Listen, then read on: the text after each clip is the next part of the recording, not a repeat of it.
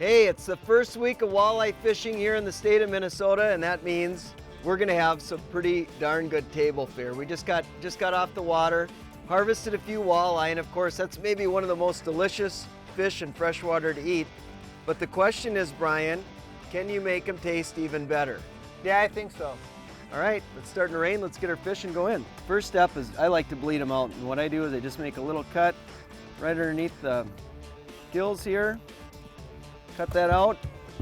I'll drop them back in the box and they'll bleed out. Pull the plug, and by the time I get back, it'll all be gone. So when it comes to cutting fish, if I've got one or two fish, just me and the missus to eat, this is my go-to knife. I just love a straight blade. It's easy to cut, but we had pretty good luck and got quite a few walleyes, and we're gonna be eating good this week. So I like to have two different tools for the job. One is an electric. This is the lithium-ion cordless. That's easy to rip through the sides of the fish. I'll take the sides of the fish off. I'll hand them over to Brian. He's gonna take the ribs and the mud vein out of the fish from there. So that's a pretty easy process for us to just run through a bunch of fish really quick.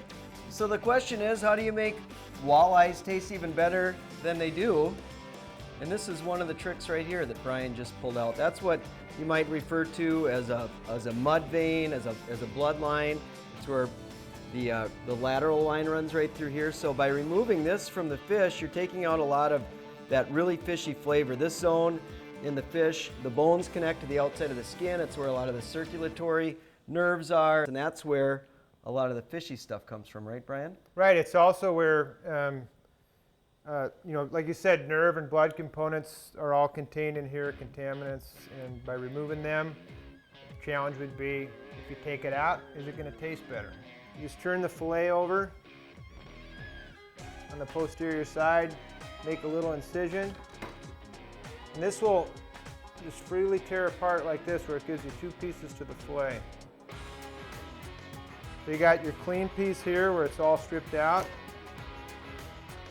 and I can either cut through the length of here, or I can make another starter incision, which I just did. Peels right apart. So you've got two clean, fresh, tasty pieces of walleye, and these strips of mud vein go in the trash. One thing I like to do when you get the fillets off the skin and the bones out is soak them in a salt bath. That seems like that really pulls out any of the blood that's left over and any of the fish contaminants, and it really cleans up the fish. So I'll maybe throw like a half a cup of salt in a bowl like this, mix it up till it's a nice saltwater solution.